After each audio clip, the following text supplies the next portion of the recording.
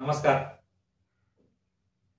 Dengue, chikungunya किंवा कोणत्याही प्रकारचा व्हायरल फीवर याच्यामध्ये कोणत्या पद्धतीची काळजी घ्यायची आहे त्याच्यासाठी हा व्हिडिओ.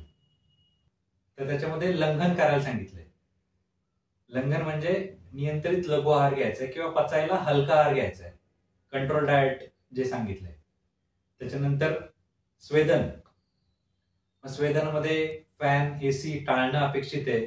गरम पाणी प्यायला वापरायचे. त्याच्यानंतर अन्नपान जे आपण घेणार आहोत ते गरम असावं.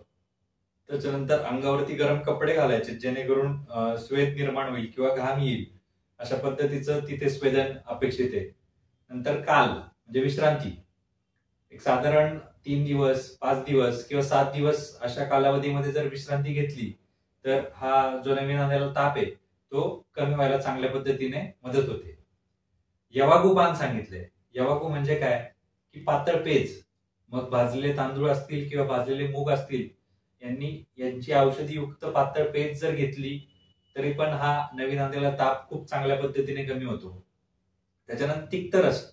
तिक्त म्हणजे कडू रसाचं सेवन करायला सांगितलंय. मग कडू रसात्मक आहार असेल किंवा कडू रसाची औषधं असतील ही जर वैद्यांच्या सल्ल्याने घेतली तर हा ताप जो काही आलेला आहे तो कमी व्हायला मदत होते आणि या तापामुळे होणारे जे संभाव्य उपद्रव आहेत ते पण कमी होतात आणि थकवा नाहीसा होतो. आता सध्या जे पिक्चर आहे की चिकनगुन्यानंतर आर्थ्राल्जिया किंवा सांधेदुखी राहते, म्हणजे चिकनगुन्या होऊन गेलाय 1-2 महिन्यापूर्वी आणि सांधे दुखतायत आता.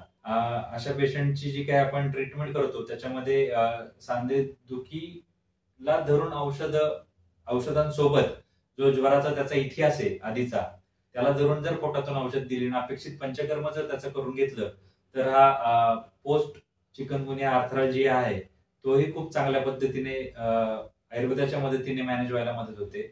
तर अशा पद्धतीने नवीन ताप आल्यानंतर काय काळजी घ्यावी याच्यासाठी हा व्हिडिओ. धन्यवाद.